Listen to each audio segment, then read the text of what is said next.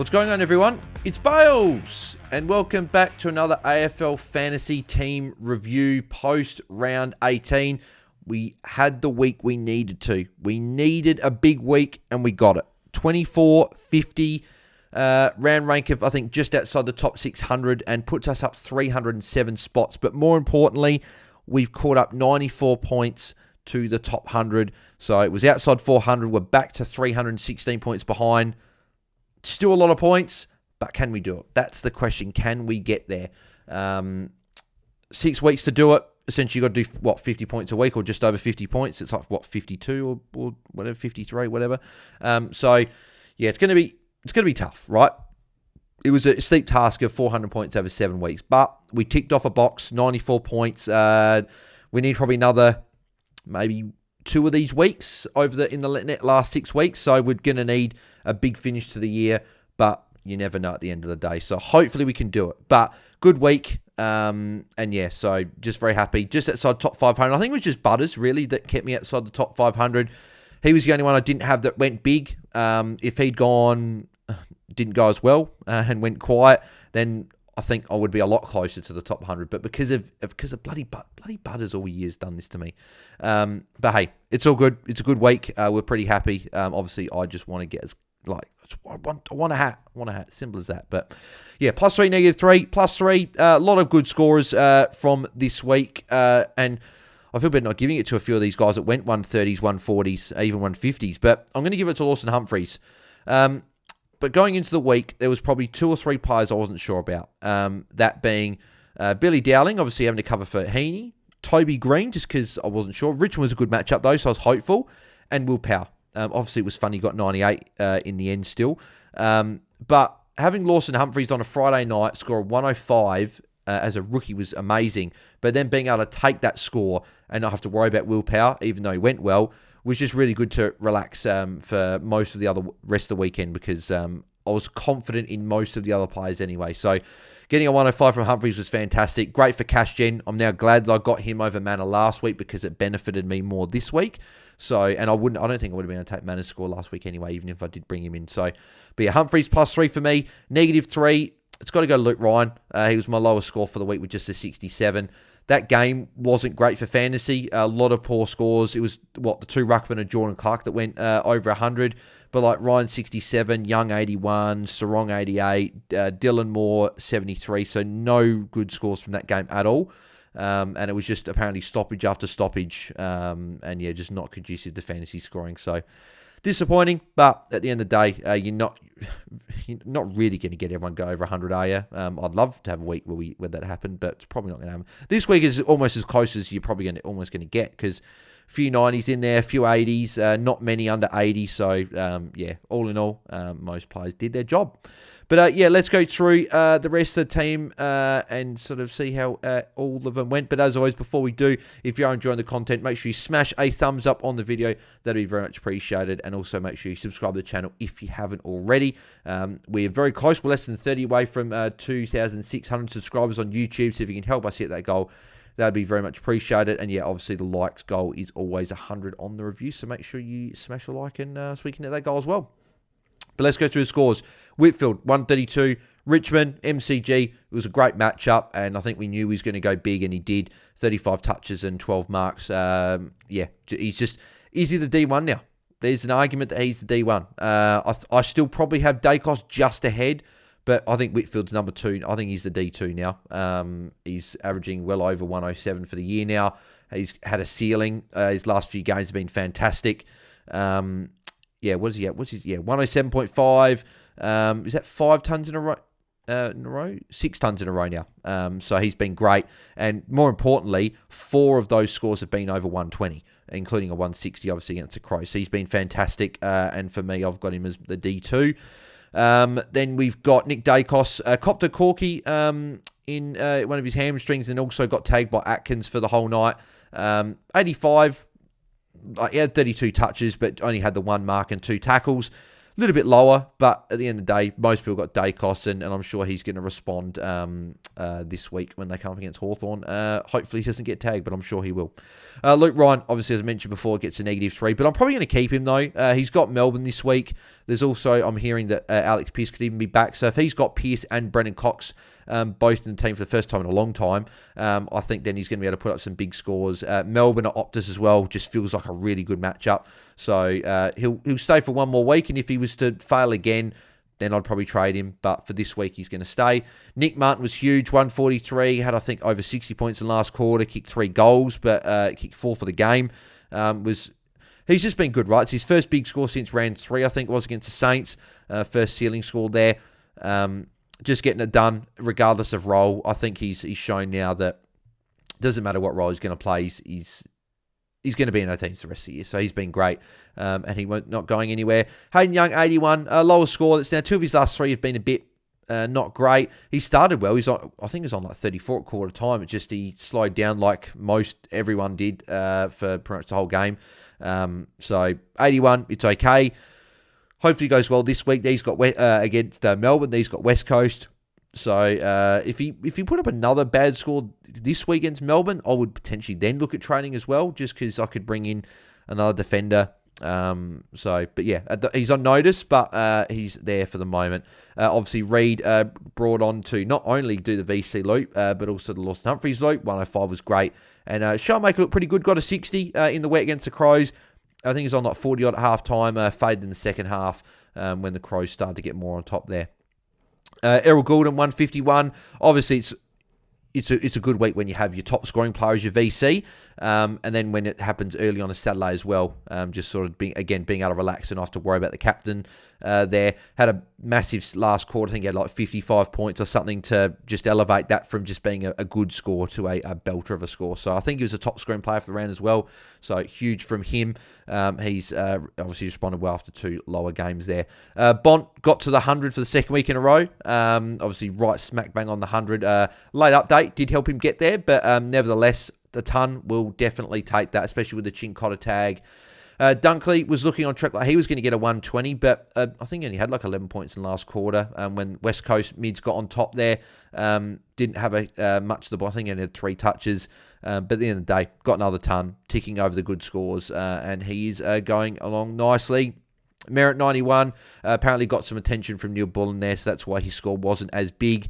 But again, haven't got really too many issues with Zach Merritt there. Dawson, good to see Dawson respond. 114. He's done it all year when he's gone back home and put up a good score. Even in the wet, only had the couple of marks, but he was able to lay the 9 tackles and get enough of the ball to get a solid score. Big test those this week. Essendon, Friday night, Marvel, prime time. Captain, can he stand up and put up a good score away from home? That'd be good to see, because Bombers aren't normally that easy to score against, and he got a 155 against them early in the year, but at Adelaide Oval. And funny enough, the Crows do struggle against Essendon when it comes to playing them at Marvel. So hopefully we get the win, and Dawson goes well, but we'll have to see on Friday. Sarong, that's now 5 games under 100, which is disappointing, but he did get the tag from Connor Nash, and then also, as I mentioned before, with this game just being such a low-scoring fantasy game. And MJ made a good point last night that, like, besides, like, probably Goulden, Bont, and Dunkley as the main 3, what other mid are you confident each week is going to go 100 plus, right? Like, even Merritt, 2 of his last 3 have been under 100. Dawson obviously has had some low scores this year.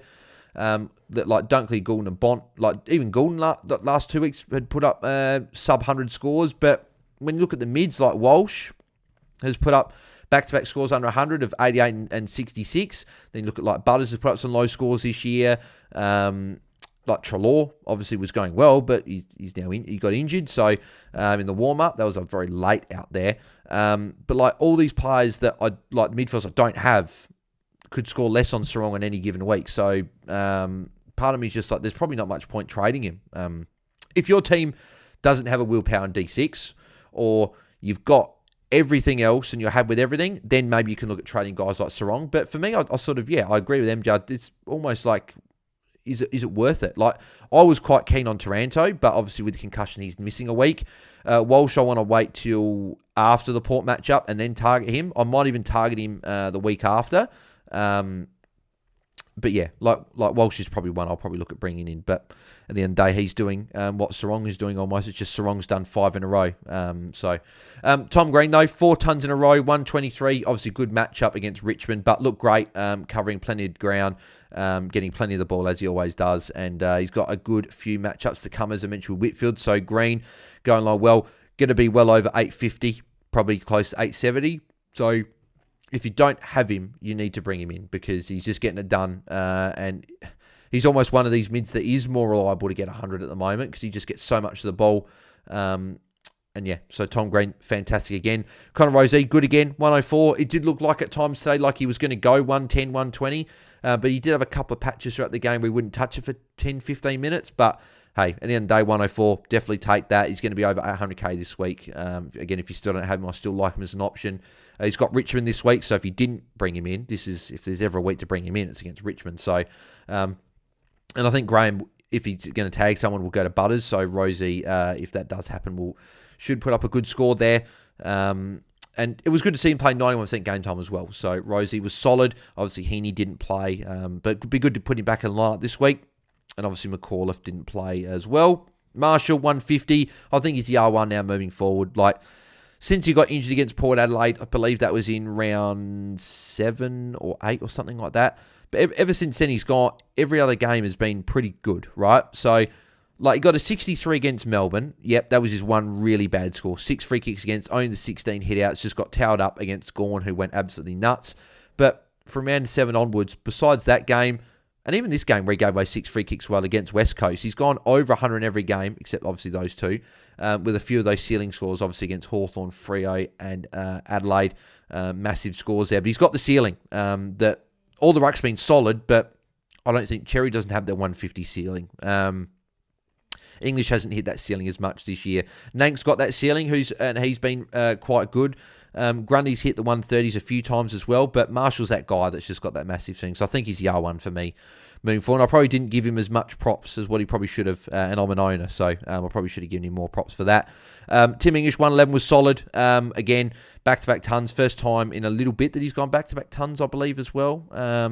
It's been maybe a couple of months since he's done that. So, yeah, last time he did that was, around 8 or 9. And he's got Geelong this week, which is obviously a very good matchup. We've seen some of these rucks last few weeks have gone massive. Obviously, Dusty Cameron had 58 hit-outs and went 147. I could easily see Tim English going massive this week, and he's going to be a pretty popular captain option if you've got him this week, I'd imagine. So, English is good, but then he does have a tough run after that for the rest of the year. So he's got Sydney, obviously Grundy's tough. Then he's got Gawn, if he's back, will be tough. O'Brien will be probably tough. And then North Melbourne, Cherry obviously is a tough matchup as well. So it could even be a case where, again, I'll look at jumping off of him after this week to try and attack the matchups in the rucks, but we'll see how we go. But anyway, 111 on debut. Very happy with that. Flanders, 95. Obviously, his ceiling scores aren't there in the midfield role. Then he's gone, 104. Obviously, 95 this week. He went 89 last week. So he's just not getting those big scores, but he's still a top 6 forward, so nothing to worry about. Dane Zorko, same thing, top 6 forward, nothing to worry about. And West Coast are a harder matchup for defenders, so 85, that's okay, that's fine. We'll obviously move on to next week. Hopefully he goes a ton. Jai Caldwell, 4 scores in a row over 120, averaging 130 for not only myself, but a lot of coaches that brought him in post his round 14 bye. He's been fantastic. He's arguably the F1 now. I said Zorko last week was F1, then maybe Caldwell's probably F2. But there is an argument to be made that Caldwell is now the F1 just because of how well he's going. He's got this role. His game time has been up. Obviously, he had low game time last week in the mid-70s, but this week it was back up to 85%, which was good. His tackles numbers are up as well. Obviously, he's had over 7 tackles in each of his last 6 games, and 4 of those have been over 10 tackles, which has been great. So, yep, just getting it done and smashing out these good scores. Dylan Ryan debut was disappointing. Obviously, as I mentioned before with Luke Ryan and that the game wasn't suited for fantasy with just a lot of repeat stoppages. He was on 50 at halftime, so I was thinking he was going to be on for a big score, just to 23 points in the second half. But he's got Collingwood at the G this week. if there's ever a game where Dylan Moore's going to put up a ceiling score, I feel like it's going to be against Collingwood at the G. So, yeah, Moore are expecting a bounce back from him this week. Toby Green, 95 was good. Looked more back to the Toby Green of last year, like the All-Australian captain version. 4 goals, looked really damaging. Gave away a couple of free kicks, which I know Toby's normally good for each game anyway, but that prevented him from getting the ton. Yeah, he's got Gold Coast this week. I'll probably keep him for another week, and we'll reassess after that and see where the rest of the team's at. But he's probably one that maybe can go at some point. But if he's my F6 for the rest of the year, it's not like I'm probably going to be losing that much anyway from everyone else's F6. So Billy Dowling was good as well.